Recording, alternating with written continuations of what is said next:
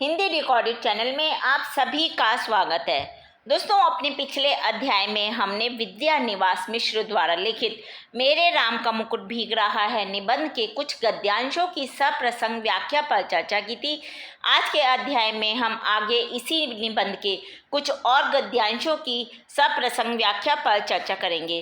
दोस्तों, जब हमें किसी भी गद्यांश का प्रसंग लिखना होता है, उसमें हमें ये जो गद्यांश है हमने कौन सी निबंध से लिया या किस कहानी से लिया, किस उपन्यास से लिया, इसके बारे में लिखना होता है। साथ ही साथ हमें उसके लिखने के वाले लेखक का नाम उसके अंदर लिखना आवश्यक होता है और साथ उसमें हम फिर उस बताते हैं कि लेखक अपने, जब हमें संदर्भ प्रसंग अनुसार लिखना होता है तो हम उसमें बताते हैं कि लेखक इस प्रसंग में कहना क्या चाहता है, हम उसका जिक्र करते हैं। उसके बाद हम व्याख्या लिखते हैं।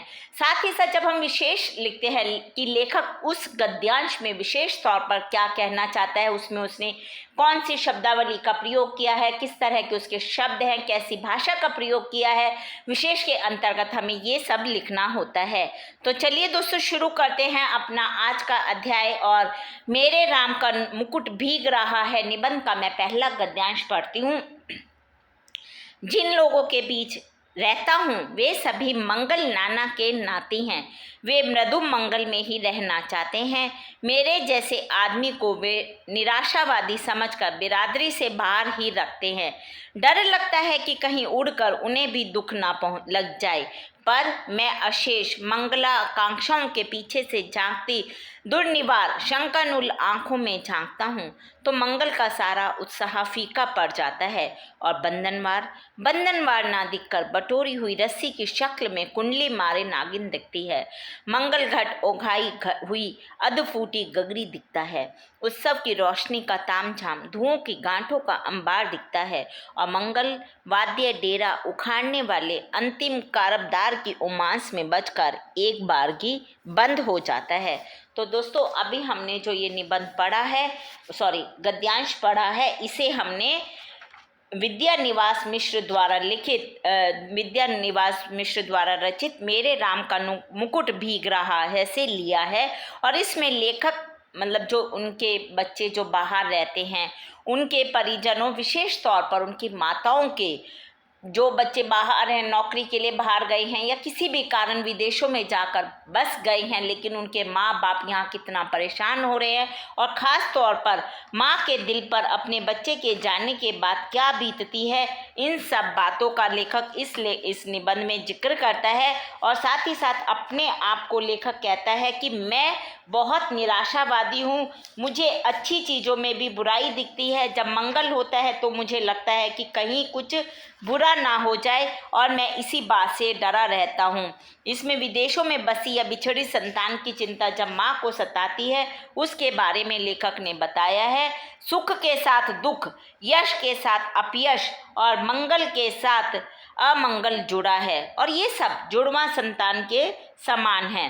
दोस्तों, अपने स्वभाव और मनोदशा का विश्लेषण करते हुए आशावादी तथा सर्वमुखी लोगों से वो कैसे भिन्न है लेखक, उसके बारे में इसमें लेखक अपनी बातें बताता है। दोस्तों, यहाँ पे जो ये शब्द आया है मंगल नाना के नाती, यानी कि आशावादी जो विचारों वाले लोग होते हैं और कुशल अच्छे वातावरण में रहने के अभ्यस्त होते हैं, अच्छी बातें सोचते हैं। अशेष यानी कि मंगलाकांक्षाओं या आशाएं जो होती हैं उनको कहते हैं मंगल। दुर्निवार यानी कि जो हटाई ना जा सके, जिनका निवारण करना कठिन हो। और बंधनवार होता है दोस्तों, जो हम दिवाली पर या घर की सजावट के लिए द्वार पर लगाते हैं, उसे कहते हैं। और उत्सव समारोह का संकेत देता है। तामझाम यानी कि प्रखर प्रकाश, यानी कि जो सजावट घर में की जाती है उसको कहते हैं।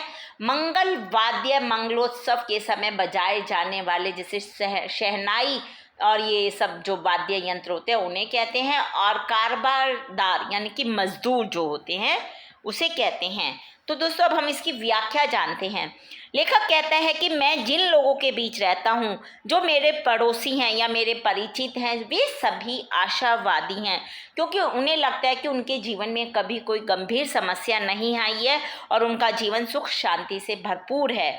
और वे नहीं जानते कि उनके जो परिचित है वो नहीं जानते कि दुख किस चिड़िया का नाम है, और इसलिए लेखक को लगता है कि वे सभी मुझे निराशावादी समझकर मेरा उपहास उड़ाते हैं, मुझे कायर समझते हैं, मेरा तिरस्कार करते हैं, और उन्हें भय रहता है कि कहीं मेरी निराशावादी बातें उन्हें भी निराशावादी ना बना दे और वे भी मेरी तरह नियति को क्रूर मानकर चिंतातुर ना हो उठे।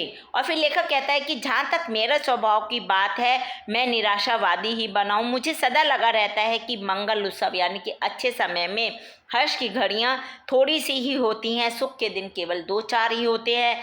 चांदनी रात सदा नहीं रहती, शुक्ल पक्ष के बाद कृष्ण पक्ष आता ही है। और इसलिए लेखक को मांगलिक अवसरों, उत्सव उत्साह के क्षणों में मन के किसी कोने में एक डर लगा रहता है कि कहीं कुछ बुरा ना हो जाए। इसलिए वो जब भी मांगलिक अवसर पर द्वार पर लटकी फूल मालाएं या बिजली के बल्बों की झालर का सुखद प्रकाश देखते हैं तो उन्हें आशंका होने लगती है कि यह उत्सव, यह प्रकाश और जो ये खुशबू वाला वातावरण, इतना सुंदर वातावरण है, कुछ समय का है। और उसी समय लेखक को जो बंधनवार है वो कुंडली मारे नागिन की तरह दिखाई देने लगती है, और जो पवित्र जल से भारी स्वास्तिक चिन्ह से अंकित गगरी है वह शीघ्र ही फूट जाएगी, ऐसा लेखक को लगता है, और उसका जल बह जाएगा। इस प्रकार जब मंडप शामियाने की रोशनी, चमक दमक, साज सज्जा लेकर देखता है तो उसे लगता है कि जैसे ये सब क्षण भंगुर है, अस्थाई है, और शीघ्र ही प्रकाश की जगह अंधकार छा जाएगा, सर्वत्र सन्नाटा ही सन्नाटा छा जाएगा। यानी कि हम कह सकते हैं कि जो लेखक है वो निराशावादी है, उसके मन में हमेशा ही बुरी शंकाएं आई रहती हैं, और उसके जीवन में उसे जब भी शुभ होता है तब भी अशुभ ही लगता है। विशेष क्या है, मंगल नाना के नाती लक्षण शक्ति का प्रयोग किया है, हास्य की चिता जिससे रोचकता आती है और अभिव्यक्ति में आकर्षण है, सरल सहज बोलचाल की भाषा है, और उर्दू के शब्द तामझाम, बिरादरी आदि देशज शब्द जैसे बटोरी हुई रस्सी और गगरी आदि हैं। चित्रात्मकता यानी कि कुंडली मारे नागिन दिखाई देती है, औंधाई हुई अधफूटी गगरी, ये सब चित्रात्मक है। चलिए दोस्तों, दूसरा गद्यांश पढ़ते हैं। उत्कर्ष की ओर उन्मुख समष्टि का चैतन्य अपने ही घर से बाहर कर दिया गया। उत्कर्ष की मनुष्य को ऊर्ध्वोन्मुख चेतना की यही कीमत सनातन काल से याद की जाती है। इसलिए जब कीमत अदा कर दी गई तो उत्कर्ष की कल्पना ना भीगे, वह हर बारिश में, हर दुर्दिन में सुरक्षित रहे। नर के रूप में लीला वाले नारायण निर्वासन की व्यवस्था झेलें, पर नर रूप में उनकी ईश्वरता का बोध दमकता रहे। पानी की बूंदों की झालर में उनकी दीप्ति छिपने ना पाए। तो दोस्तों, सबसे पहले हम इसमें कठिन शब्दों के अर्थ जान लेते हैं। उत्कर्ष की और उन्मुख का अर्थ है सात्विक मार्ग पर चलने वाला, उदात्त जीवन मूल्यों को अपनाने वाला, समष्टि का चैतन्य यानी संपूर्ण समाज के हित की कामना करने वाला या कोई भी कामना करने वाली। ऊर्ध्वोन्मुख का अर्थ हुआ दोस्तों आत्मा को उन्नत बनाने वाले यानी कि सतगुणी, सनातन काल यानी कि सर्वदा हमेशा, और दुर्दिन दुर्भाग्य, जो हम लेखक को लगता है कि हर जगह दुर्भाग्य है। निर्वासन है देश निकाला या वनवास। दीप्ति का अर्थ होता है दोस्तों चमक या कांति। जो अभी हमने ये पंक्तियां पढ़ी हैं, ये विद्या निवास मिश्र के ललित निबंध मेरे राम का मुकुट भीग रहा है से ली गई हैं। लेखक राम के अयोध्या त्यागने की घड़ी में अयोध्या और अयोध्या वासियों के शोक, दुख और खिन्न मन का वर्णन करने के बाद उनके इस दुख का तथा माता कौशल्या की चिंता का कारण बताते हुए कहते हैं, क्या कहते हैं वो हम दोस्तों व्याख्या में जानेंगे। राम सभी अयोध्या वासियों को अत्यंत प्रिय हैं। उनके राज्याभिषेक की घोषणा जब सब सुनते हैं तो बड़े खुश हो जाते हैं और बड़ी ही आतुरता से उस क्षण की प्रतीक्षा करते हैं जब राम का तिलक होगा। लेकिन जैसे उन्हें पता चलता है कि उनका राज्याभिषेक नहीं हो रहा बल्कि उन्हें वनवास मिल गया, तो ऐसा लगता है कि मानो उन पर वज्रपात हो गया। लेखक राम वनवास को एक विशिष्ट ऐतिहासिक दुर्घटना नहीं मानते, वो बल्कि उसको मानते हैं जो प्रजा के दुख को या फिर जो माता का कौशल्या माता के दुख का कारण प्रियजन का बिछोह मात्र मानते हैं। राम का वनवास एक निरपराध राज्य के सच्चे उत्तराधिकारी लोगों के बीच में प्रिय व्यक्ति को अकारण दंड देना मात्र नहीं है। राम केवल दशरथ के पुत्र और लोकप्रिय राजकुमार नहीं हैं, वे बल्कि उदात्त जीवन मूल्यों के प्रतीक हैं जो हमेशा मर्यादा का पालन करते हैं, प्रजा के हित के लिए बड़े से बड़ा त्याग करते हुए नहीं हिचकते हैं। अतः उनके निर्वासन का अर्थ है उदात्त जीवन मूल्यों का तिरस्कार, उनकी अवहेलना कर अनीति और पाप को प्रोत्साहित करना लेखक मानते हैं। इतिहास साक्षी है कि सभी देशों और सभी कालों में यह होता आया है और जितने भी बड़े महापुरुष हुए हैं उन्हें अपने सिद्धांतों और आदर्शों के लिए कष्ट भोगना पड़ा, यातना सहनी पड़ी, प्राणों का बलिदान भी देना पड़ा है। दोस्तों, जो राम का मुकुट है वो सिर्फ स्वर्ण मणियों से बना हुआ कीमती मुकुट नहीं है। लेखक उसे मानव जाति के उत्कर्ष कल्याण के लिए प्रयासशील व्यक्ति के आदर्शों का प्रतीक मानता है।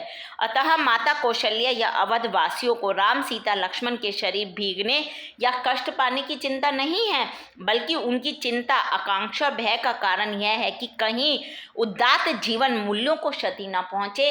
राजा राम यहाँ से चले जाएंगे तो फिर कैसे प्रजा का पालन होगा, किस तरह प्रजा अच्छे गुणों की तरफ जाएगी। लेखक कहता है कि त्यागी बलिदानी मानव मंगल के लिए प्राणों की बलि देने वाले व्यक्ति जो आदर्श कर्म मार्ग बताए गए हैं वे ओझल ना हो जाए और कोई भी अर्थव्यवस्था, अन्यायी शासन तंत्र, दूषित विचारधारा का प्रचार, भय या प्रलोभन द्वारा उसे लोगों को आदर्श मार्ग से विचलित ना करें। हम अन्याय, अत्याचार, शोषण, उत्पीड़न का समर्थन ना करें बल्कि उनका सदा विरोध करें। इसलिए लेखक राजा राम के मुकुट का भीगना मानते हैं कि कहीं समाज में फिर से दुर्व्यवस्था ना फैल जाए। दोस्तों, विशेष जानते हैं। भाषा प्रसंग के अनुसार प्रौढ़, प्रांजल और अलंकृत है। सरल बोलचाल की शब्दावली का भी प्रयोग हमने देखा है। प्रतीकों का प्रयोग यहाँ है। राम उत्कर्ष की ओर उन्मुख समष्टि चेतना का प्रतीक है। बारिश को पाश्चात्य साहित्य में भी दुर्दिन का प्रतीक माना गया है। मैथिली शरण गुप्त के साकेत के राम भी कहते हैं, संदेश यहाँ मैं नहीं स्वर्ग का लाया, इस भूतल को ही स्वर्ग बनाने आया। यानी कि मैं कोई स्वर्ग से संदेश लेकर नहीं आया हूँ, मैं इसी धरती को स्वर्ग बनाने आया हूँ। पानी की बूंद में छिपने ना पाए, इसमें प्रतीकात्मक शैली और रूपक अलंकार है। तो दोस्तों, ये हमने आज के अध्याय में मेरे राम का मुकुट भीग रहा है निबंध के गद्यांशों की व्याख्या पर चर्चा की। हिंदी भाषा के और भी प्रमुख विषयों पर हम आगे के अध्याय में समय समय पर इसी प्रकार चर्चा करते रहेंगे। पर दोस्तों, उसको सुनने के लिए आपको मेरे इस चैनल को लाइक और सब्सक्राइब करना होगा। साथ ही दोस्तों, हिंदी भाषा से संबंधित कोई भी प्रश्न आप कमेंट बॉक्स में मुझसे पूछ सकते हैं, मैं शीघ्र ही उसका उत्तर देने की कोशिश करूंगी। धन्यवाद दोस्तों, आपका दिन शुभ हो।